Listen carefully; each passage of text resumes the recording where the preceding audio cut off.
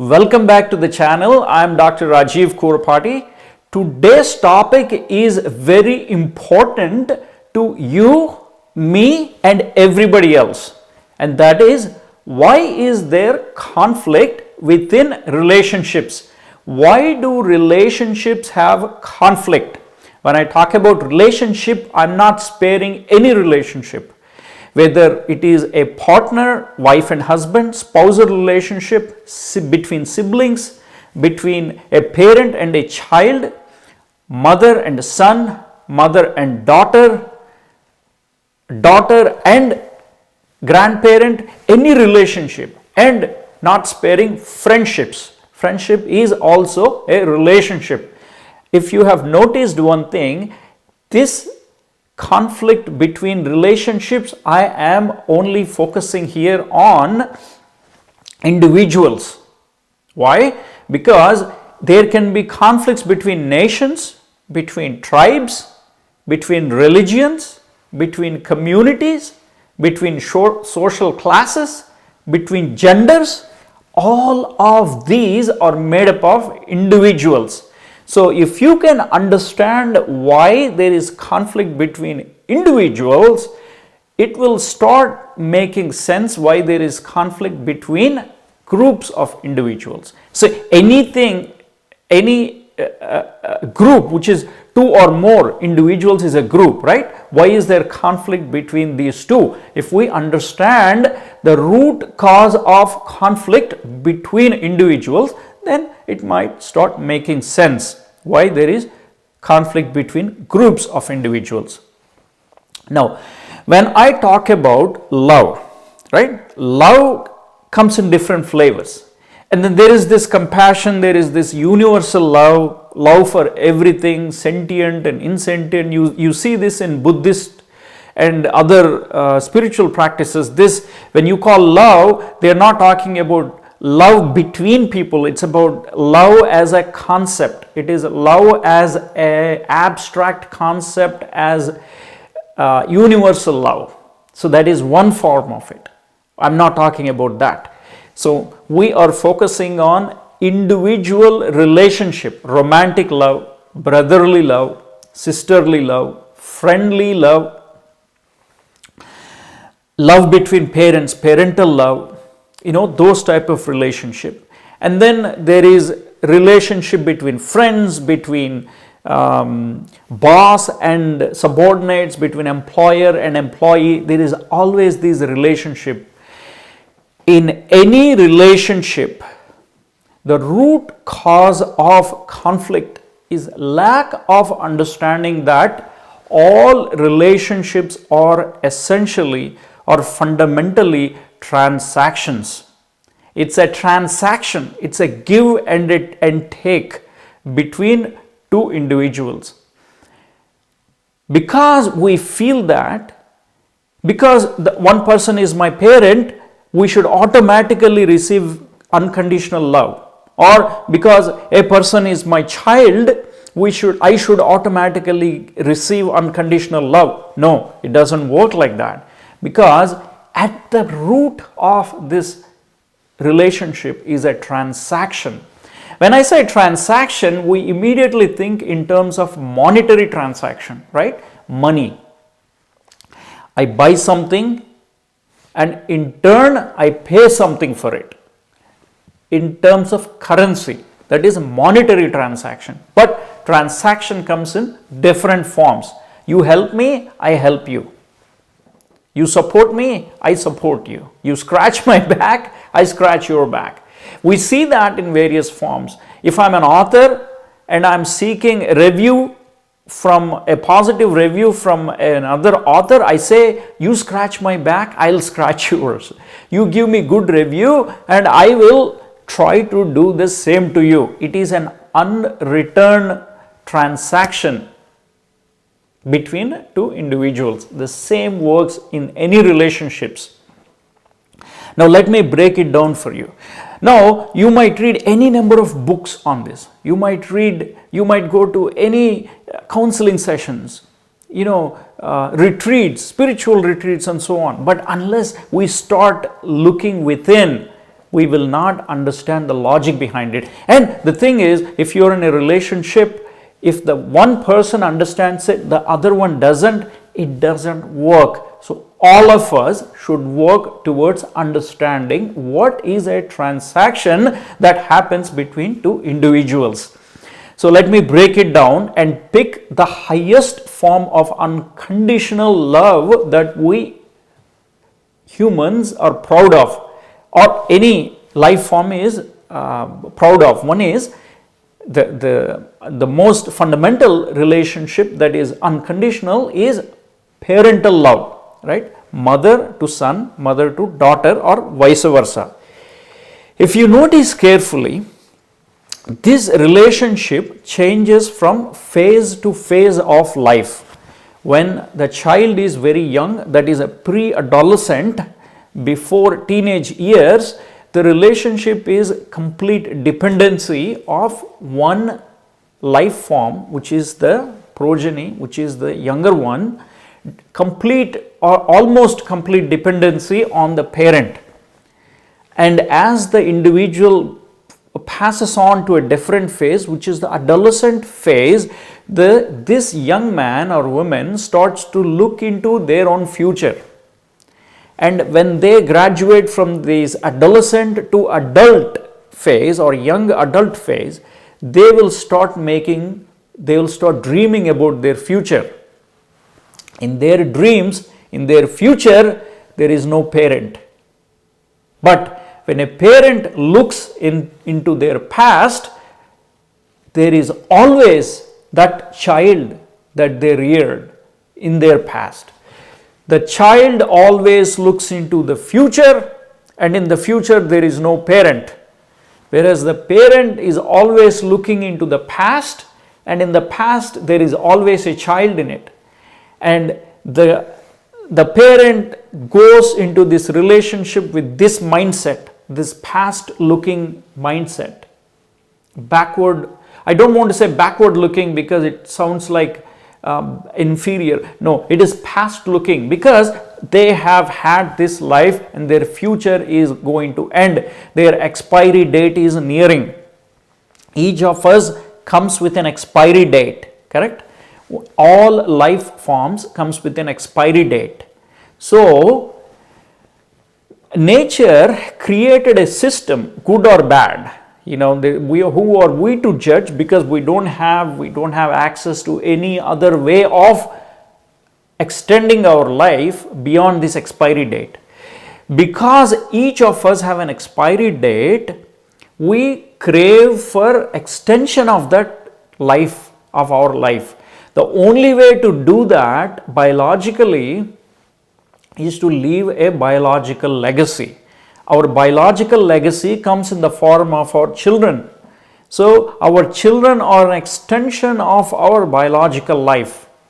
That is why we rear our children into their adult or adolescent, into their adulthood, to a point where they reach their reproductive capacity. Once they reach their reproductive capacity and they have their own progeny, they have their own life forms, then your life, let us say you have an expiry date, you have a lifespan of about 70 years, 70. Now you have a child, that child had another child, so your life is extended 3 times, right? 70 plus 70 plus 70, extended 2 more times, which is a total of above 200 years. So your child has given you something, and in return they expect that you rear them, you raise them. See, this is not explicit. They are not telling you all these things, but this is evolutionary. This is intrinsic to this transaction. Because they are giving you an extension of your biological life, you are expected to raise your children and take care of them. So that balances out, and you ask something in return, they get irritated, right? They get irritated because you say I have raised you, So you give me something back. You make sure that when I'm old, you make sure that I am taken care of. In my senescence, in my old age, you take care of me because I took care of you when you were a child. No, it doesn't work like that. What we fail to recognize is we are ensuring our biological future through our children by raising them, by giving them what they need. Balanced. So they, that is it. So they get irritated, or they won't say that they are irritated because they are busy with their own children, with their own life, their own future and whatnot, and then you come and say you need to take care of me because I took care of you when you were a kid or when you were a child.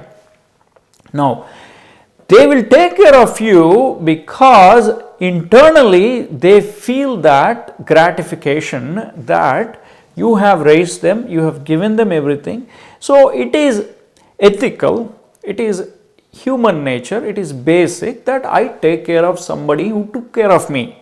But that is not guaranteed. That if that is given, that's actually a bonus. So keep that in mind when your child doesn't listen to you, when the child doesn't do what you expect them to do, which is taking care of you, listening to what you say, doing what you expect them to do, and so on. So two things here in summary. One, you have already, or in other words, they have already given you transactionally what you needed biologically, which is they are your biological extension. So they have already given you. And the second thing is, in this transaction, the child is looking into the future, and in the future you are not there. Their children are there. Their spouse is there, but you are not there. But the parent is always looking into the past, and always in the past there is a child. How I raised this child, how hard I worked, how much I sacrificed for this child. No, you didn't sacrifice for your child, you sacrificed for your own biological extension. But that comes in the form of a child. So this is the relationship between parents, and conflict arises when the parent is thinking in terms of their self-interest, and the son and daughter are thinking in their self-interest, and they don't meet each other. They have to understand.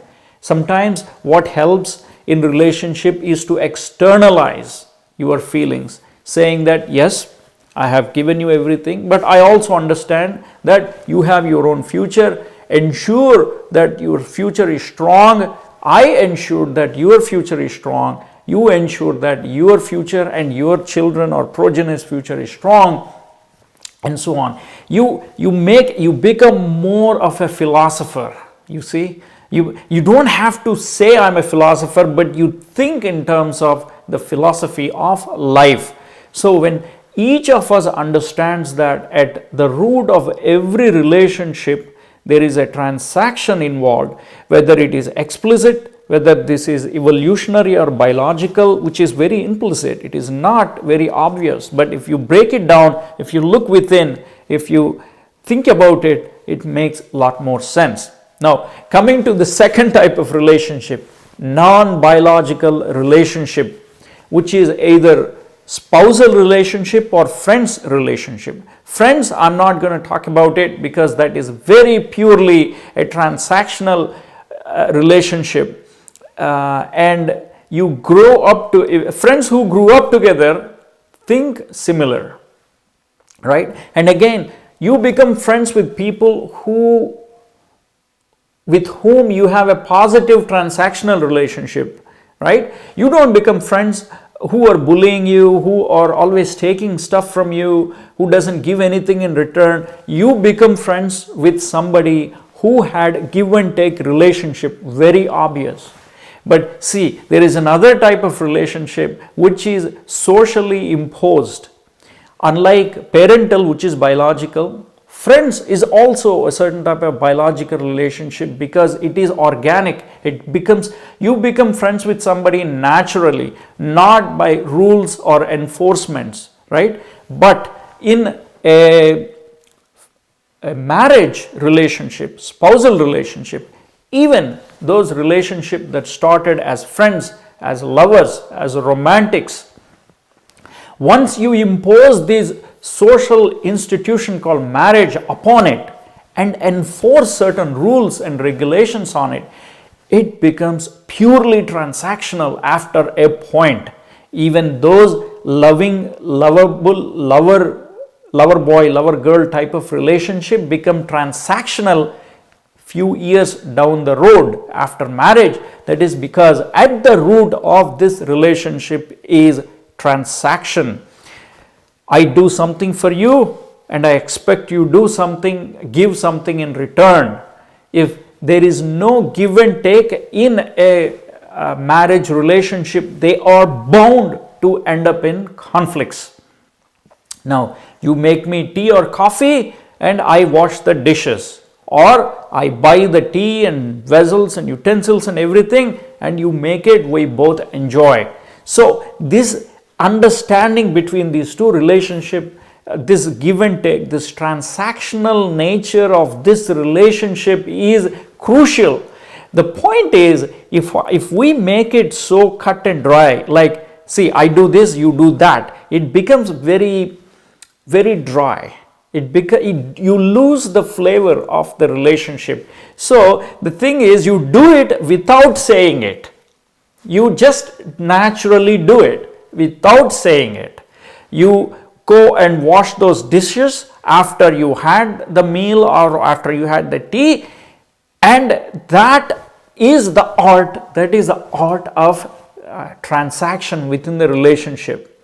Or you take the kids out and after feeding you do whatever. I'm just running out of ideas here, so you know what I'm talking about. So this transactional relationship without saying it is a transaction is the key to less conflict within a relationship. Conflict is bound to arise because we are humans, we run on emotions, but if we understand that at the root of every single relationship, human relationship, is a transaction, and this both parties must understand, there will be less conflict.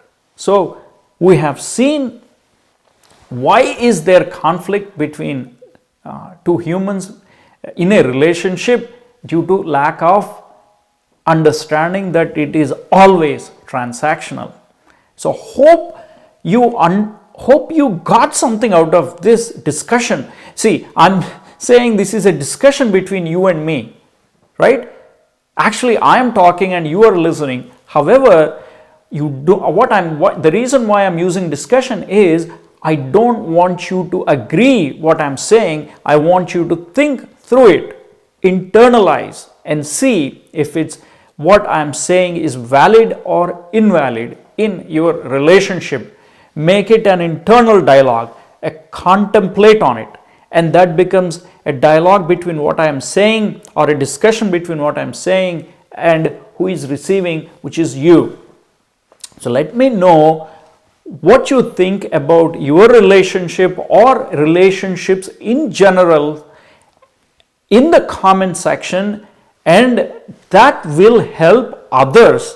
You may have even better ideas. You may have gone through a relationship and must have learned something out of it. Share your experiences so that others who are watching this will also learn from it. Thank you for watching. Till we meet next time, stay healthy and stay safe.